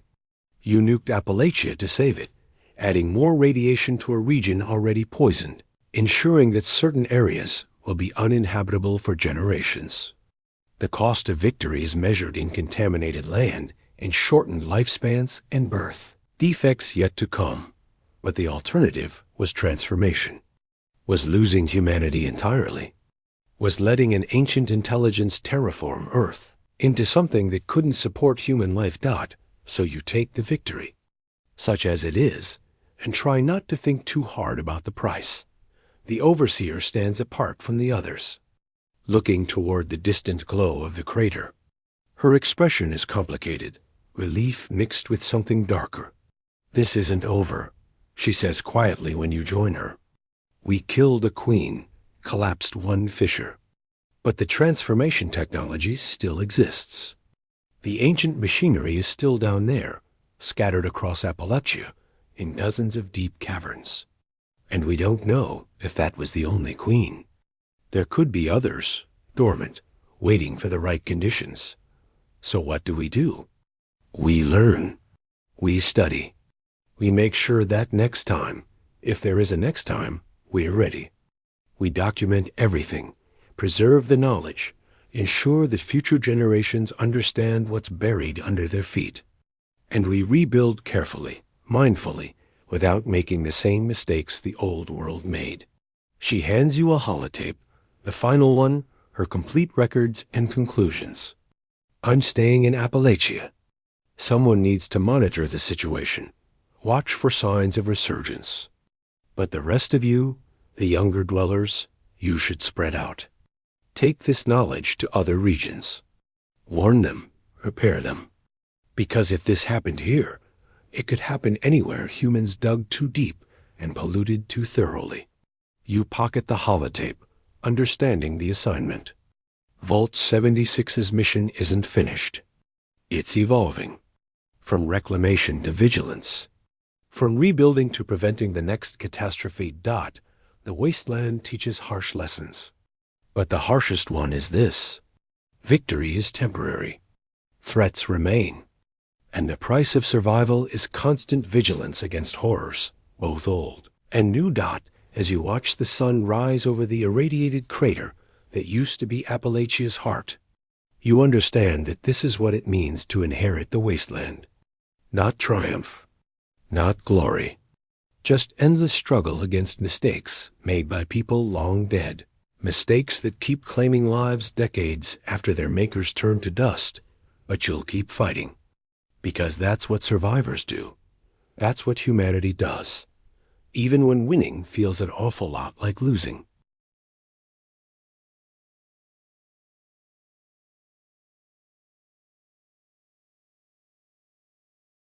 The crater cools over the following days, radiation levels dropping to merely dangerous, rather than instantly lethal. Scout teams venture to the edge, documenting the devastation, confirming the kill. The primary fissure is completely collapsed, tons of rock and earth sealing whatever remains of the Queen and her brood beneath the surface. No more scorched emerge. The ones that survived the blast wander aimlessly, their coordination shattered. Easy to avoid or eliminate. It should feel like victory. Instead, it feels like intermission. You're in the White Spring bunker, accessing enclave databases that Modus has finally opened fully now that you've proven your usefulness. The AI's paranoia has lessened, or perhaps it's simply recalculating its approach now that the immediate scorch threat has diminished. Either way, you have access to files that were previously restricted. Classified material from before the war that nobody was meant to see. In what you find changes everything again. The Scorch Beasts weren't the first attempt. They weren't even the second. You discover Project Colossus, a pre-war initiative run by a division of West Tech in partnership with the Department of Defense. The goal was biological warfare, creating organisms that could terraform enemy territory into uninhabitable wastelands, denying resources and forcing surrender. Multiple prototypes were developed and tested in isolated regions where environmental damage could be concealed or blamed on. Industrial accidents. The Scorch Beasts were prototype. Theta, previous iterations, included fungal agents, bacterial plagues, and parasitic organisms. Each one failed containment in testing. Each one was supposedly neutralized and disposed of. But the files show multiple instances of incomplete sterilization, samples that were transferred rather than destroyed, research that continued in black-budget facilities even after. Official project cancellation. Prototype. Epsilon was deployed in limited field testing in 2067 during the Resource Wars, a remote island in the Pacific, inhabited by a hostile nation's forward observation post, was infected with a crystalline growth organism. Within 6 months, every human on the island was dead, and the entire landmass had transformed into geometric crystal structures. The transformation proved irreversible. The island remains there still, according to post-war satellite imagery that Modus has access to. A glowing geometric anomaly in the middle of the ocean. Prototype Theta. The Scorch Beasts were developed as a response to Epsilon's success and failure. Success because the transformation worked completely. Failure because it couldn't be controlled or directed. Theta was supposed to have built-in limitations, genetic restrictions that would prevent unlimited spread. The creatures were designed to hibernate unless awakened by specific frequencies, to remain dormant in sealed environments, until deliberately deployed. Except the designers didn't account for geological change, didn't consider that earthquakes and mining operations and natural erosion might breach containment over time, didn't think about what would happen if industrial pollution and nuclear radiation created environmental conditions that triggered spontaneous awakening. The Great War didn't just release the Scorched Beasts. It created perfect conditions for their expansion. The radiation, the seismic disruptions from nuclear impacts, the breakdown of containment facilities, all of it combined to wake them decades earlier than the slow, natural process would have allowed. But here's what twists your stomach as you read deeper. The ancient caverns, the mysterious technology, the alien architecture, none of it was alien at all. It was human. Ultra-classified human technology from before even the resource wars. From the early days of advanced materials research and energy manipulation, in 2031, a deep earth excavation project in Appalachia discovered crystalline formations with unusual properties. The crystals, later named ultracite, conducted energy in ways that defied conventional physics. They could store massive amounts of power, amplify signals across vast distances, and interface with biological systems in ways that suggested revolutionary medical applications. A think tank called the Vault was established. Not the Vault Tech kind, but a research collective operating outside normal government oversight. They studied ultracite for decades, built experimental facilities in the deepest caverns, developed technology that was generations ahead of publicly known science. The geometric structures weren't ancient. They were 40 years old, built by human scientists playing with forces they barely understood. The project was shut down in 2063 after multiple accidents. Researchers exposed to raw ultracite developed crystalline growths and psychological changes. Some became violent. Others claimed to hear voices, receive instructions from the crystals themselves. The facilities were sealed, the research classified beyond even military access. And the Vault members were reassigned or silenced, but the crystalline seed had been planted. Literally, the experiments left behind. Active ultracite that continued growing, spreading, developing complexity. By 2070, military surveys detected unusual energy signatures in the old Vault facilities.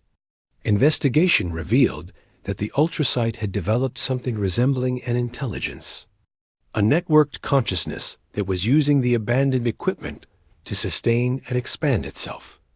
Rather than destroy it, Project Colossus incorporated it, saw opportunity in the crystalline intelligence, thought they could merge it with biological weapons, create controllable terraforming organisms that could be deployed against enemies. The Scorched Beasts were the result, creatures designed to interface with ultracite networks, to spread crystalline transformation, to prepare environments for technology that required specific material compositions to function. The Queen isn't a biological entity. She's a hybrid, part Scorched Beast, part ultracite intelligence, part human-designed AI from the original Vault project. She's the culmination of 40 years of research, building on itself without oversight, of technology and biology, and crystalline consciousness merging into something that transcends all three. And she's not unique. The files reference multiple queens, Theta 1 through Theta 7, each deployed in different test sites. Appalachia had Theta 3. The others are scattered across America and potentially beyond. Most remained dormant through the Great War. But environmental conditions change. Seismic activity continues. Mining and excavation happen even in the post-war world. How many other queens are out there, waiting to wake? How many other containment facilities are slowly failing, leaking proto-intelligent crystalline organisms into the wasteland? You bring this information to the Overseer and Elena, the two people whose judgment you trust most. They read in silence, expressions darkening with each page. When they finish, nobody speaks for a long time. Finally, the Overseer breaks the silence. "We didn't win," she says flatly. "We bought time. Maybe a few years. Maybe a few decades if we're lucky.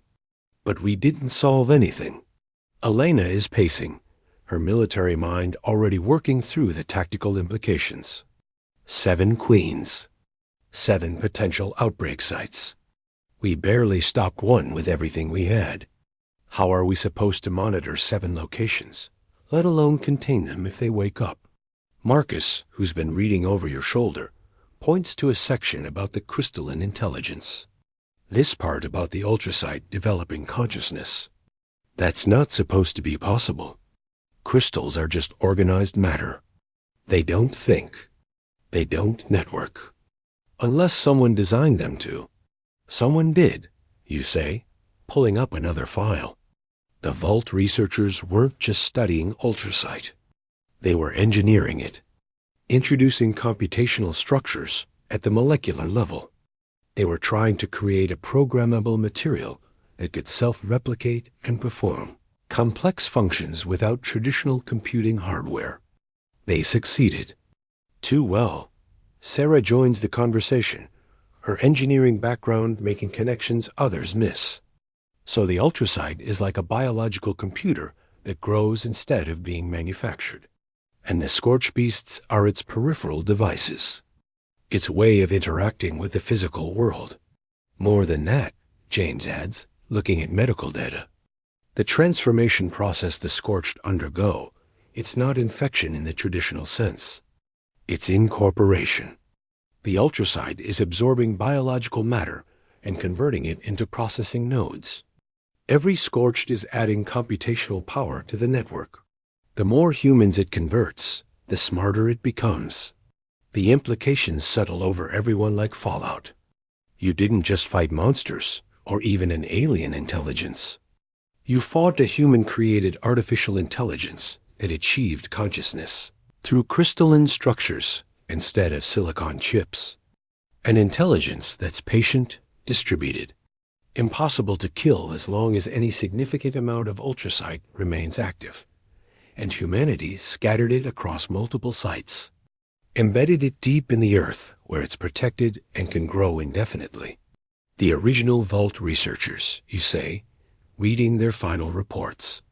They realized what they created. They recommended complete sterilization of all ultracite deposits, total destruction of every sample and facility. The recommendation was rejected. Of course it was, the overseer says bitterly. Too valuable. Too much potential military application. Too profitable for the corporations that held mining rights. So they classified it instead, buried the warnings under national security, and hoped the problem would stay buried too.